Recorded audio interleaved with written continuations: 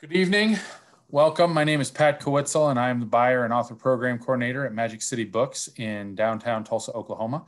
And we are very, very excited to be hosting the launch event, the virtual launch event for Angel of Greenwood, the new novel by Randi Pink. This is just an outstanding book. I know a lot of you that are joining us this evening are here in Tulsa, and you're very familiar with the stories or the history of our city and kind of the tragedy that occurred 100 years ago. But if you're not as familiar, or if you didn't really know very much about it, the Tulsa Race Massacre happened at the end of May in 1921. And it was one of truly the largest scale events of domestic terror in the United States. It is not, it was glossed over for a long time. It was not taught in schools in Tulsa, to say anything of being taught in schools anywhere outside of Tulsa. And it really was the early 80s before there was any kind of attention that was being put on it. And a few books started to come out. And now we have a little bit of a canon, and Randi's book is being added to that with the publication this week. There are some really excellent history books that are out there about the Race Massacre. Randi has a couple kind of over her shoulder right now. You can see them behind her. But also there are some excellent novels for adult readers and for young readers as well. So there's a lot of really good stuff that's out there. Many of you may have read one or more of those books, and we really encourage you to be checking out Angel of Greenwood now as yet another addition to that canon of race massacre literature. We have a number of events that are coming up in the next couple of weeks. You can go to magiccitybooks.com to be able to see kind of that full listing. But tomorrow night, we're going to be back at 7 o'clock on Zoom with Bois and Tom Cilio. Bo is a veteran, and he had two brothers who were killed in action. And so he's actually the sole survivor of the Afghanistan conflict.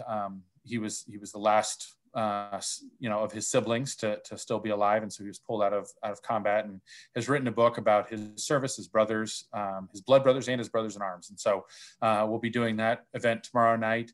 Next week we have an event on Monday night on Martin Luther King Day with Dolores Johnson, who's written a memoir about growing up as a child of an interracial couple, and what that history was like for her, and how one half of her family was pretty much outside. She was estranged from one half of her family her entire life, and some of the work that she did to discover what that experience was like for her parents. And so we're really excited about welcoming Dolores in on Monday night. And then we've got more events coming up at the end of the month, including another take on the Osage Reign of Terror, which is a contemporary story to the Greenwood story.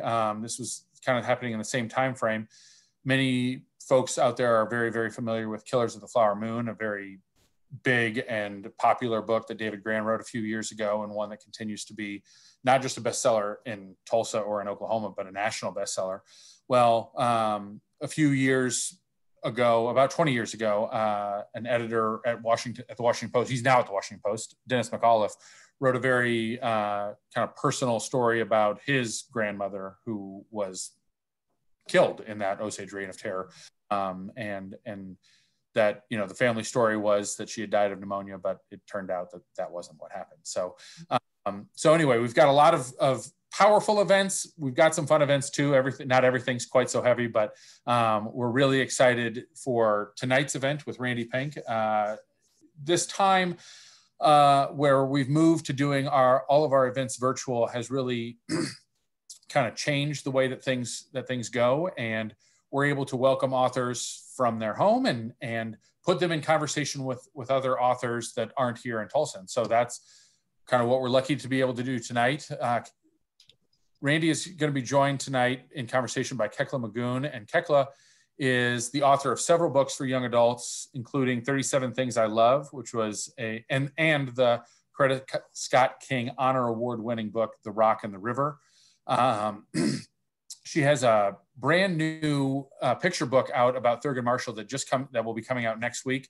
and just arrived in the store today, and I'm really excited to give that a look as we get going. And so she's going to be our moderator for tonight. If you have any questions for Randi or for Kekla, please use the Q&A function in the event. That way you can get your questions asked and answered. We'll get to as many of them as we can this evening. And we will be continually popping in some links to purchase Angel of Greenwood in the chat, or you can go to magiccitybooks.com. If you happen to be in Tulsa, stop by and see us down at the store. We're at the corner of Archer and Detroit, which is inside of historical Greenwood and just a couple blocks west of Greenwood Avenue in downtown Tulsa. So this book is fascinating. As I mentioned to Randi before we got started, I was able to read an early copy back in November and really, really loved it. Isaiah and Angel, the two main characters, just jumped off the page for me, and they felt like people that I wanted to really know what was going to happen, how they were going to make it through.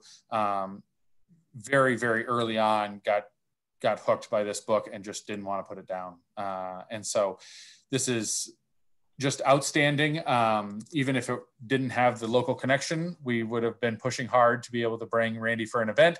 But with the local connection, it was just a no-brainer. So Randi is the author of a few other books, including, I just lost it. Sorry. She'll tell you when she gets on here in just a minute. But we really are excited to have Randi Pink join us tonight. Thank you very much. And now I'll hand it off to Kekla and enjoy the show. Thank you. All right. Fantastic. I'm Kekla Magoon, and here we are tonight to celebrate Angel of Greenwood and Randi Pink. Randi, could you give us a little introduction to Angel of Greenwood? We got a little introduction from Pat, but can you tell us from your own perspective what the story is about, and just some thoughts to get us started here? Well, first and foremost, Kekla, I am a fan of yours. I need you to know, like, I love your books. I think you're incredible. And the fact that your box is next to my box brings me a lot of joy. So thank you for doing this. Angel of Greenwood. Angel of Greenwood is the historical fiction story that follows Angel and Isaiah. They walk, debate, exchange books and ideas, and fall in love in beautiful Black Greenwood on the eve of the 1921 Tulsa Race Massacre. It's a story of Black excellence, just on the heels of Reconstruction, just the discussions that were happening on how to advance Black people forward. Angel of Greenwood is more than the massacre. And I wanted and needed for Angel of Greenwood to live in the beauty, live in the love, live in the family, the connections, the people of the Greenwood District. Thank you. Yeah, I love that sense that the story is more than the massacre. I mean, I think that that's really important because there are so many ways that the telling of Black history has been reduced to tragedy, has been reduced to narratives of poverty and struggle and strife and racism. And of course, all of that is part of our heritage and all of that is part of our lived experience to this day. But I think because of the way that we tell these stories often, if and when they're even told, right? Because I feel like, you know, a lot of people don't even know this history, right? Certainly beyond Tulsa, it's becoming a little bit more known and a little bit more told, partly through stories like yours. But I think that we have so much work to do to change the way that we look at Black stories historically. And so to have narratives that focus on love, to have narratives that focus on so many aspects of Black life and culture, I think is really important. I think so few people realize that there were this kind of prosperous and thriving Black community, right, that developed in the course of Reconstruction and the turn of the 20th century. So could you tell us a little bit more about the Greenwood District, what things were like at that time? Oh, yes. So it's a really good point, Kekla, about being more than the massacre, because my book came out yesterday, but I've already started to get feedback of people saying this is the first time I heard about Greenwood at all. Not only the massacre, but Greenwood existing in the first place. And that, as I was writing, I knew that because I myself only learned about it 2.5 years ago, by chance, in a conversation with a wonderful librarian, the best librarian in the world. And for Angel and Isaiah, I needed them to be rooted in the joy of, I mean, just think of it, like after Reconstruction, Black people, some formerly enslaved, some direct descendants of formerly enslaved people, took their tired hands and built their paradise. That there's no greater joy than that.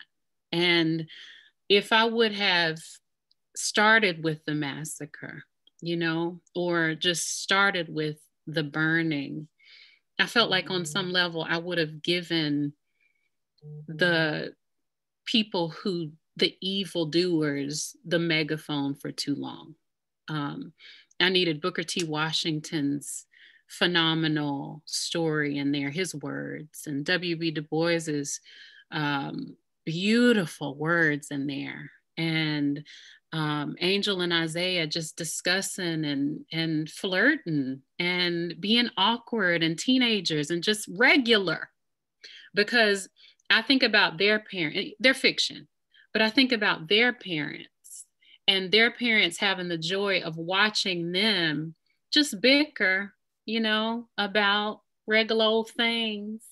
And I needed to live in that for a while. Of course, there's a countdown. Of course, it's ominous. Of course, we know something's coming. We can feel that. But we needed to live in the joy for a while.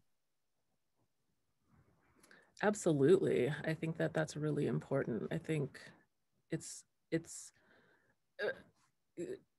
such an important thing to be able to rest in the kind of ordinariness of history, right? The humanness of history. I think that, again, we reduce these stories to the sensational, we reduce these stories to the tragic, we reduce these stories to the extreme, and the most extreme parts of them. And in doing that, we can sometimes even strip away the humanity of the people involved in the real history. And so I love that about historical fiction, broadly speaking, that we can put ourselves in that place, in that time, smell the smells, see the sights, feel the feelings, right? And be part of that kind of warmth and that kind of community, even while we feel that impending sense of tragedy, because I think that is a part of the Black experience, right? That feeling that like, okay, there's going to be another shoe that drops all the time, right? We're going to dance tonight and as hard as we can because we don't know how tomorrow's going to look, right?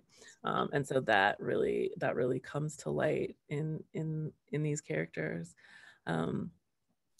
So since we're talking about love, I'll offer you a question that came in from the audience. Someone says, "Hi, Randi. Your last book was mostly about the platonic supportive relationships between women.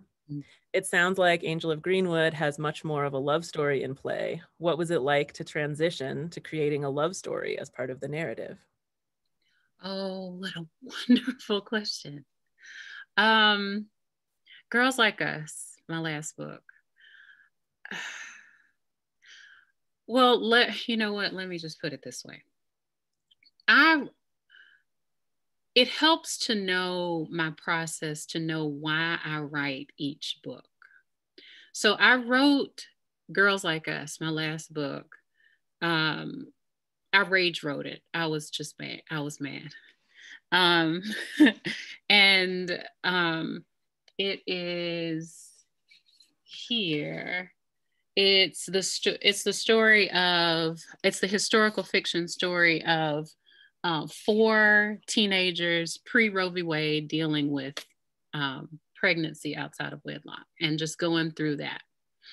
The reason I wrote Angel of Greenwood was, so that day that I heard about Black Wall Street for the first time in that living room with that wonderful librarian, the reason it came up was we were talking about my Black daughter, who was 1 at the time. And I knew that my city was deeply divided racially. I knew that. But I did not understand until I started to research, where does my kid go to school? I didn't realize just how segregated the school systems still were. And I discussed it with her, that librarian. She said, hey, have you heard of this Black Wall Street? She sent me down the research rabbit hole, and I just, took off from there. But again, I felt ashamed that I had not heard about Black Wall Street. Like, I can kind of feel it in the pit of my stomach as I talk to you now. Like, it was a visceral shame. How could I not know? And then when I went down the research rabbit hole, months, I obsessively researched.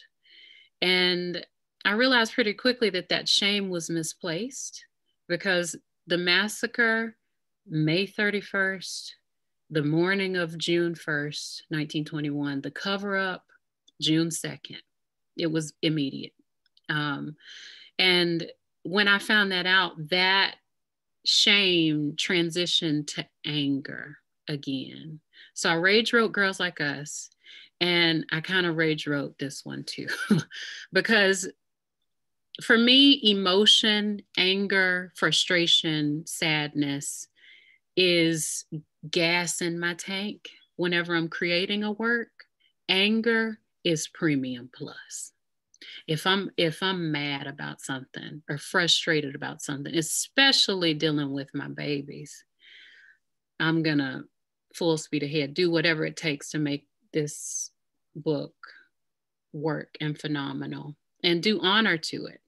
I don't know if that answers the question, but that's why I wrote Girls Like Us, and that's why I wrote Angel of Greenwood. Yeah, I think it definitely is what the question was getting to, and in listening to your answer where you're talking about rage writing, right? You're saying, okay, so I found this out, which I actually really understand, because my one of the books that Pat mentioned of mine is called The Rock and the River, and it's about the Black Panther Party, and it's about a young boy who's trying to figure out his place between the Civil Rights Movement and the Black Panther Party in 1968 Chicago. And the reason I started writing and researching that book was because I heard somewhere that the Black Panther Party had a free breakfast program for school children, and I thought, that can't be true. Like, that's not the Black Panther Party I know and understand. Meanwhile, I've read all you could read about Martin Luther King and Rosa Parks, right? Like, I knew the Civil Rights Movement, or I thought I did, right? As a 20-something, right, person who had majored in history, not US history, but still, right? I should have known that Black history. So that shame that you're talking about, that like, I should have known this history, right? That hit me personally, the way that you're describing it hit you personally. And then you turn to the page, you say, no, there's going to be a next generation of readers who's going to know this story because I'm going to write it like no one wrote it for me. And I think that fuel is really, really powerful to the point that you're making. And I think part of the question that was asked was about sort of, what it was like to write this story from a place of love, right? Because the first story was more platonic, and the story has this element of love. And I wonder if like getting to that place of love is sort of part of the healing of writing this type of story, like, to take ourselves from that rage to be able to celebrate the things that you were talking about in the beginning about the community and the love, and like to really feel steeped in that place. So I don't know if you feel that might be the case. It's so interesting. And I mean, you hit the nail on the head on that, because the frustration for my daughter's now 3, but and I'm still in that space. Where does she go? What do I do? When I was writing, especially the first part of the novel where we're living there, I put myself and my Black children there. And I thought, oh, you know, we can, the Black dollar is circulating here. The Black ice cream shop is down the road. The Black grocery store is here, the Black bank, the Black library. I mean, we are in this beautiful place that should absolutely exist as it was, untainted. It should not have, we should not have, it should not have happened. The massacre, I mean, obviously should not have happened. But as I was writing that, I was dreaming a little bit, falling in love with a place for my children to go. So yes, it was very, very deep, very deep.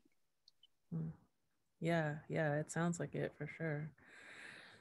So a question has come in about your research process, what your process was for researching Angel of Greenwood, and related, a question is, were you able to visit Greenwood as part of your writing or research process? And if you did, how did that impact or inspire the story that you were going to tell?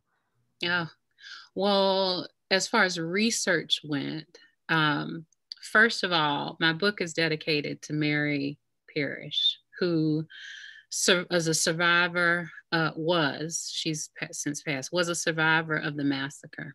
And she wrote Events of the Tulsa Disaster, which released in 1923. And I just think in my mind as a writer, to go through that, to be your whole town to be, burned, and still to have the whatever it takes to get up and go, I don't even know what to call it, to write that and put it to words and release a book. That book is out of print. It should not be. But she's foundational, certainly, Mary Parrish. Hannibal Johnson is premier. He wrote quite a few books on not only Black Wall Street and the massacre, but also Oklahoma. Very, very brilliant historian, attorney, just brilliant. Tim Madigan's book was wonderful. Let me see, The Burning, Tim Madigan's book. His 1990s interviews with survivors that were, still living and able to give incredible accounts of what happened.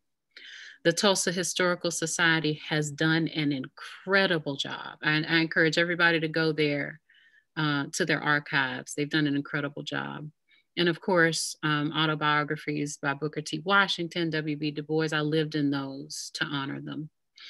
I went to Oklahoma in 2019 to tour, get a feel, and I had an extensive Greenwood tour in mind for June of 2020. Everything was locked down. So I could not go then. And my heart hurts that I could not. I had a 4-month-old at the time, 6-month-old.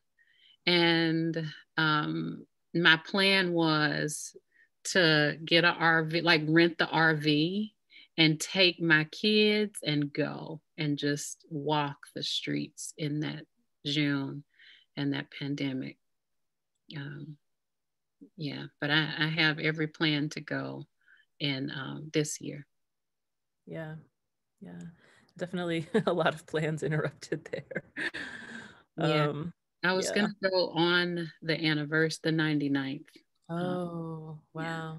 Yeah. And it just, I mean, yeah. It wasn't safe. Yep. Well, we have another question from the audience, from Kelly. The way you talk about Greenwood, it almost sounds like a Black Eden. No. I love that. That's just very evocative to me. I think I agree that that is how it sounds when you talk about it. It just, you bring it to life really, really powerfully. And so the question is, did it feel like a spiritual process at all to bring this town back to life and to imagine yourself there? I know Greenwood, and this was 1906, I believe it was officially organized. So there was a window there where, and I know the world was not secure. Even within Greenwood for Black folks, the world was not a secure place. There were lynchings not far from Greenwood. There was, I believe it was the 1919 summer, which, Red Summer. So there was terror around it. I think for me, Greenwood is such a powerful idea, because, and spiritually, absolutely, because like I said, there is no greater love in my life than for my little ones. And I would love a Greenwood. I write at a library, the best library in my town. And I love the library. I love the librarians. The private room in this library has a panoramic windows, just floor to ceiling. You can see the town. The town was not built for me. I would not have been allowed there when it was built unless I was somebody's maid. And I have my laptop and I have the view of this beautiful town. It is beautiful. You could eat your cookie off the sidewalk if you drop it. 5-second rules don't apply. I mean, it is beautiful. But every now and then it seeps in that, ooh, this was not for me. Mm-hmm. So I think Greenwood, especially writing it, living in it, it was a spiritual experience, especially the thought of, if it had not been destroyed, what would it be today? In my mind, that would be a place where I would want to raise my family. Mm-hmm. Yeah. So a question came from Amy, who's excited to learn about this new book, and so has a question about, like you just said, about your kids and family. Her question, or Amy's question, is, for real, how do you sleep? These are really, really difficult, deep, painful stories. And as a new mom in particular, how do you turn your mind off from thinking about all of this, if at all? No, I don't do that. I don't turn my mind off. Especially 2020 has been especially challenging. And sleep when you have a toddler and an infant is always an elusive thing. It's like catching the wind, sleep. But worry, and I think this is for every mother, but the worry of a Black mama is relentless. And I'm not sure, I'm an open book. I want to be totally honest about these things. My son, I'm already worried, and he can't even walk. I'm already worried about my Black son. I'm already worried about my Black baby daughter, and she's 3. How, when they're 16, when they're Isaiah and Angel's age, I think, where are they gonna get to fall in love? Where are they gonna be able to walk down the street and be secure that they're safe? So how do I sleep? I once heard on NPR something like, and I'm going to misquote it, but sleep is a gift we all get eventually. And I kind of live by that. I mean, there have been a lot of nights where I just haven't. I just chug the Starbucks and say, to hell with it. But I feel like, okay, maybe tomorrow sleep will catch me. Maybe next week sleep will catch me. Maybe when I'm dead, I don't know. Fair enough. Fair enough. I mean, it's, I think part of the hope that goes into the types of books that we write, is that by the time, a now 3-year-old is 16, by the time a now infant is 16, that we can have been part of changing the conversation around that. I hold that hope, as I write these stories, that things are going to change incrementally, however it happens. I mean, and since we're sort of in that headspace of the now and the how are we getting through the now, I think it's probably a good time to ask one of the questions that I had hoped to get to, which is, we'd like to think of a novel like Angel of Greenwood as being set so far in the past, right? That it's illuminating an entirely different time. And yet when I turn on the news these past couple of weeks or months, I mean, there's all of 2020, but then there's, the now of 2021, as it is such. And there are so many things that strike me as echoes from that past, that 100-year-old past, right? Which of course is not truly past. And, we're not yet a post-race nation, but one in which the idea of prosperity and equality for Black people is still received as a threat by many white people in particular, to the point where tensions can be inflamed and spark to violence, as we've seen in the past week. And so I'm curious, what your thoughts are about that, and particularly, how does it strike you to have this book on this subject coming out at this moment in this landscape? I have not fully processed Wednesday of last week yet. I haven't, and it takes me a while. That's why I'm so bad at Twitter, because it takes me a minute. Like, I'm not the quick, okay, I know how I feel about it. It takes me a while. But I will tell you this.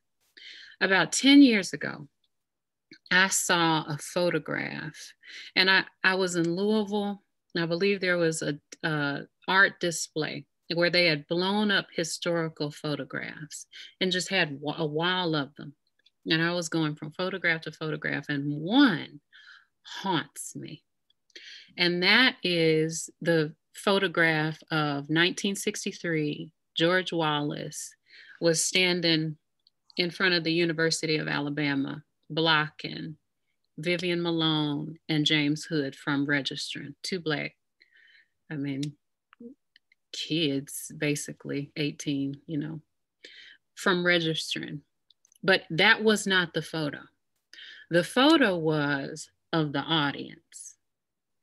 And there was a woman, y'all probably have seen the photo, but there was a woman, just bouffant, very petite. She had put on her lipstick to show up and rage. I mean, the photographer caught her in a moment, mouth open with rage at 2 children, essentially young adults, registering for school. It haunts me. Ruby Bridges, this baby in a precious dress with bows, going to school. That photograph of her is famous, but there's also a photograph of the audience. And there are, I believe, 3 women in this particular photograph I'm thinking about, bouffant, put on their red lipstick to show up and scream at this child. Photographer caught the moment of pure rage in these women's faces. I saw it again, Charlottesville. You know the photograph. There's a young man with a torch, khakis, white shirt, just mouth gaping with rage. Last Wednesday, I saw a whole sea of that on my TV. And it was terrifying. I was 1,000 miles away from there, and I sat in my living room in terror watching. I couldn't help but think about Greenwood and sleeping Greenwood. That terror, that face that has haunted me for 10 years, walked into people's homes as they slept. So yes, there are definitely parallels between today and Greenwood and 1963 with Vivian and James Hood and Ruby Bridges and all of it. It's all parallel. It's all rage. And it's definitely terrifying, if I'm being honest. Yeah. Yeah, I mean, that's absolutely true. And I think it's completely fair to not have totally wrapped your mind around what's happened so recently. But I do think it's really striking, you know, for things so deeply, obviously, right, connected to be happening a century apart, and for us to feel as a nation, as we have seemed to have felt for a while, collectively, not you and I probably, but collectively, that we've moved in some way beyond some of these issues, right? Like we have this collective national consciousness that seems to want to believe that, and it's not quite accurate there, as we can see. And so it is really, you know, a renewal of centuries old trauma to see what is unfolding now. And I hope that it would be a particularly powerful sort of bridge for teen readers to be able to process some of the emotions that are happening in their lives and their hearts right now about what's going on in our country right now, and to be able to maybe process some of those emotions and experiences by thinking and reading and talking about Angel of Greenwood, and being able to put that little bit of distance between themselves and the story, even though some of their own feelings can get processed in the course of that conversation. Do you go out and speak to teens? I mean, I know that in the pandemic time, we haven't been able to travel, but do you anticipate having conversations with young people about Angel of Greenwood? And are there particular sort of stories or thoughts or connections that you hope to make with young readers beyond, you know, them hopefully reading and discussing the book itself, but are there particular, I guess, messages that you hope that they will come away with, or conversations that you hope that they'll engage in as a result of the book? Oh, yes. Well, I will say about teens, like teens today, I'm so encouraged by teens today. Just the curiosity and the refusal to take wooden nickels. If you take a 16-year-old right now and tell them a half truth or God forbid a lie, they are gonna read you for filth. So I'm encouraged by them. As far as speaking to them and what they take away, my hope is that teens become as obsessed with W.E.B. Du Bois, Booker T. Washington, the true autobiographies, people who lived it. Because the words, and Booker T. Washington has a special place in my heart, because in Up From Slavery, the vulnerability in that book of Booker T. Washington opening himself up and saying, I didn't know who my father was. My mother was likely taken by force. He didn't have a working door on the shack he had on a plantation as a child. He was born an intellect, forced to work with his hands and didn't know how. I mean, to open up in such a way and then still rise up from that. And of course, his philosophy was going to be, let's just thrive alongside, because he was born in, trauma, beyond trauma. There's no word. But W.E.B. Du Bois, I could see a lot of people connecting to Souls of Black Folk. There's a line in that book that says, why did God make me an outcast in mine own house? I mean, that would be, it would speak to a lot of teens right now. Yeah. Why did God make me an outcast in mine own house? And so many nuggets in these beautiful books written by formerly enslaved and direct descendants of enslaved people. The works, the firsthand accounts are out there. I would love teens to become obsessed with 100-year-old books. Yeah, that's fantastic. I love that. And that particular quote, I think, is really evocative right now, especially just given the landscape of the last week, this idea of being a stranger in your own house, like that just, yeah. And I think this leads and sort of connects to a question that was coming up in the chat from Molly, which is, what other works and authors inspire you in your writing? So, I mean, I'm definitely hearing inspiration from, 100-year-old text, right? Inspiration from Booker T. Washington and W.E.B. Du Bois, and right, like actual historical narratives and firsthand accounts of enslavement and thereafter and so forth. So that, I think, is one way of answering that question that you've already touched on really, really deeply. But I wondered if there might be any other inspirations or authors or books that you particularly find inspiring that you would want to share. And you did also, of course, share the books about the Tulsa Race Massacre and various other histories that you drew on. So we've heard quite a bit toward that question, but I still want to toss it out there for you if there's anything else. Yeah, well, I love, and this is another, I think it was written in the 1800s, so sorry, but Harriet Jacobs, it should be required reading. Incidents in the Life of a Slave Girl, firsthand account of a Black girl and woman on a plantation, and whatever it takes, there's no word for whatever it takes to come out of that. She lived in a crawl space, hiding from her essentially rapist owner for 7 years, and still came out and wrote her book. It should be required reading. It deserves to be read. But my Angelou is the mother in my head.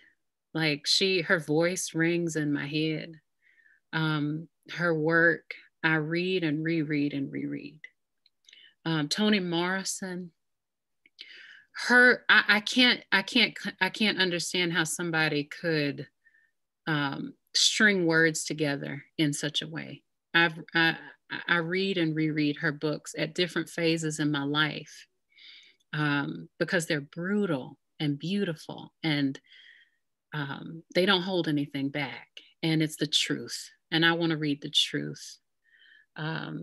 Colson Whitehead too doesn't hold anything back. Ta-Nehisi Coates doesn't hold anything back. That's what I want to read. Yeah,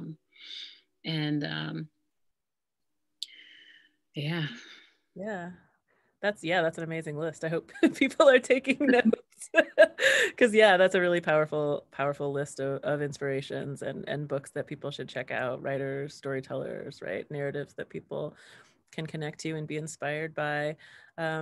Someone asked, this is a quick one, but if you don't live in Tulsa, where in the country do you live? If you mentioned it earlier, someone missed it. So I live in Birmingham, Alabama, and born and raised, and I spent a little time in a lot of different places, but I'm rooted in Birmingham.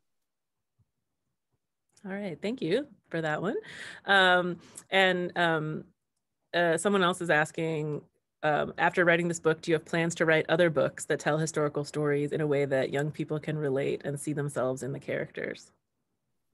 I do. Yes. Yes. You don't have to tell us what they are. I'm sensing an air of secrecy and writerly privacy going on over there, which is natural. You know. I know how it is, absolutely. But it is good to know for those of us who are fans that there may be more in the works, and it's very intriguing to imagine what that could be. And we look forward to finding out what it could be. Well, I have the, now I'm from the South, so everything is collard green. So I have the ham hocks in the pot, and they are cooking and simmering. They got a few hours before I can serve the greens. Yeah, it's got to be done right. It's got to be done right. There's no other way. Someone else was just, it wasn't a question, it was just a comment that, you know, your answers are really deep and heartfelt and powerful. And so they wanted to thank you for the way that you're able to talk about these issues and bring them to light, both in the work, right? Both in the book and also, you know, in the way that you're speaking about it and bringing us into it tonight. Thanks. Ooh, we had another one. It helps to have Kekla, who is phenomenal. I try. So it looks like we do have another one. Let me see what it says. Oh, someone who's had you visit, I guess. Someone named Matthew has had you visit and says, I can testify to how amazing Randi is in talking with teens. So there you go. That's great. The question is kind of bringing us back to Greenwood itself. Will you talk about the difficulty in finding source material about Greenwood and about your journey into the stories of Black districts that were destroyed? Oh, yeah. Now, historical fiction, I mean, I love history anyway. It's just a part of who I am.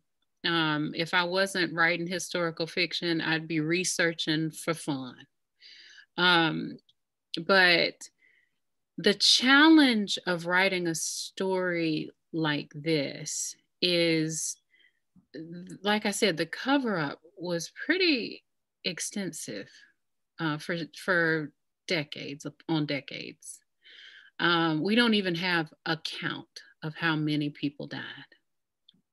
It's that covered up. Some newspapers only reported it just grossly misrepresented what happened there.